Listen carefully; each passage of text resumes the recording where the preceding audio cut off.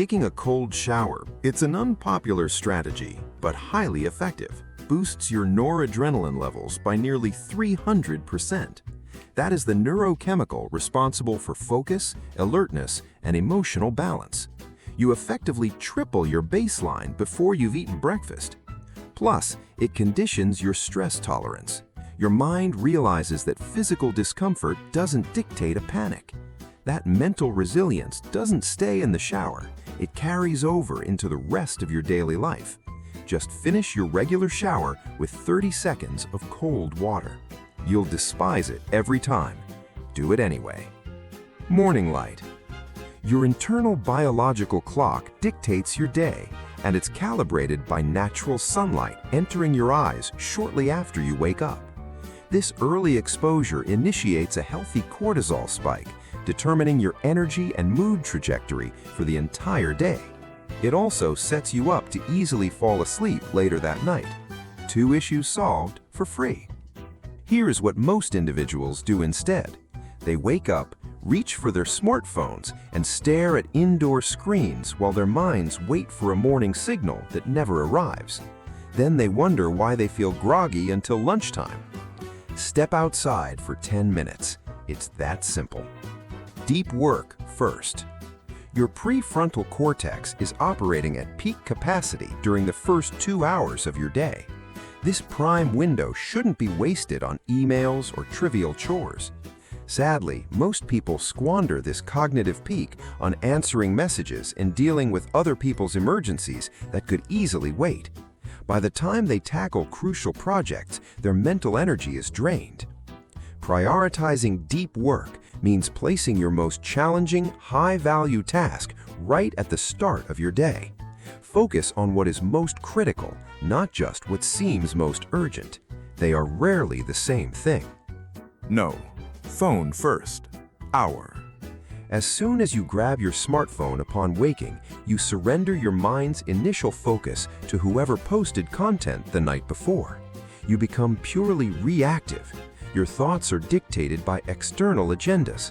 This triggers a cheap dopamine loop that sabotages your ability to concentrate for hours, all from one mindless habit in bed before you've even gotten up. This isn't about extreme isolation. It's recognizing that your brain functions best before being overwhelmed with artificial stimuli. Guard this period carefully. Keep your phone out of sight. Avoid the news and podcasts. Let your mind boot up naturally. Tackle one difficult task early.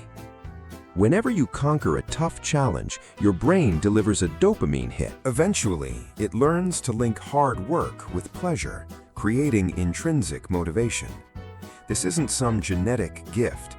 It's a conditioned habit built by confronting a tough task early in the day before your mental resistance kicks in.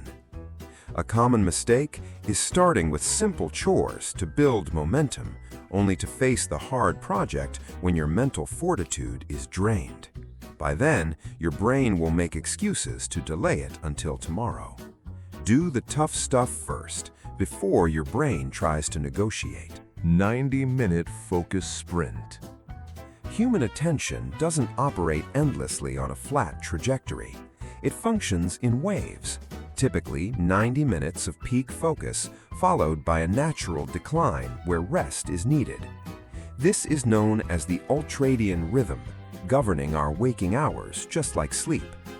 Most folks try to mask this dip by chugging caffeine to force productivity, ultimately crashing in the afternoon. The fix is straightforward. Engage in 90 minutes of dedicated, single-task work, followed by a genuine break. Disconnect entirely. Go for a walk, eat, or sit quietly without digital input. Then the next cycle. You'll get more done with better quality because you aren't treating chronic fatigue as a badge of honor. Master one challenging skill daily. Your brain forms fresh neural pathways only through rigorous, active learning. Watching a tutorial on chess isn't the same as struggling through a game. Reading about a language isn't the same as speaking it and making mistakes. Passively consuming information only creates an illusion of competence. True skill requires friction. Mental strain drives intellectual growth. Spending 15 to 20 minutes every day actively struggling with a new, difficult concept is essential. Daily consistency outweighs the total duration. Teaching concepts. The best gauge of true comprehension is attempting to teach a concept to a beginner using plain vocabulary. You'll quickly see where your knowledge falls short. The physicist Richard Feynman built an entire framework on this idea. If you cannot break a subject down simply, you don't truly grasp it. You've merely memorized terminology. Teaching compels your brain to organize the fundamental structure of the material. Just recognizing information isn't enough when you're under pressure. Practice explaining concepts out loud to a peer or just yourself in the mirror. The holes in your explanation are the areas you need to revisit. Active recall studying. Glancing over your notes repeatedly might feel like studying, but it's a trap that only breeds superficial familiarity. Your brain tricks you into thinking you know the material right up until test day arrives. Active recall is the complete opposite. You shut the material, look away, and force your brain to generate the answers from scratch. It feels exhausting because it requires real effort, but that very friction is what cements long-term memory. Studies show that individuals who use retrieval methods retain 50% more material over time compared to those who just read. Ditch the rereading and start quizzing yourself. It's tougher now, but much more effective later. Walk when you hit a mental block. Walking outdoors. Our first instinct is usually to stare at the screen and force a solution. That is almost always the wrong move. Taking a stroll boosts blood circulation to your brain and triggers the release of BDNF, a compound that aids in building new neural links. Research indicates that creative thinking spikes dramatically during a walk. This happens because your subconscious continues to untangle the problem in the background once you stop actively forcing it. That moment mid-walk didn't just appear from nowhere. It was the result of letting your mind process freely. So, if you're stuck, step away for 10 minutes and return refreshed. Strength training. Working out is arguably the most powerful mental enhancement available, not just for your physique, but for your neurology. Cardio elevates brain-boosting proteins, while lifting weights optimizes how your brain cells utilize glucose. Together, they lower chronic stress hormones, which, if left unchecked, can literally deteriorate your memory centers. Notably, consistent exercise has been proven to rival clinical treatments for mild to moderate depression. It upgrades your memory, processing speed, and emotional stability. The data is undeniable, yet many put it off until Monday. Aim for at least 3 mixed sessions weekly to reap these cognitive rewards. Utilize a brief afternoon nap. Power nap. Before modern hustle culture took over, many societies embraced daytime rest. A short 10 to 20-minute nap effectively flushes out adenosine, the neurochemical buildup responsible for afternoon brain fog. It also helps lock in whatever you learned that morning. Research on pilots proved that a 26-minute nap drastically boosts performance. However, timing is critical. If you snooze past the 25-minute mark, you'll slip into deep sleep and wake up feeling worse than before. Set a timer and shut your eyes. The guilt you feel for taking a midday rest is just toxic productivity conditioning that forces people to work at half capacity all afternoon. Meditation. When anxiety strikes, your breathing becomes rapid and shallow, shifting into your chest.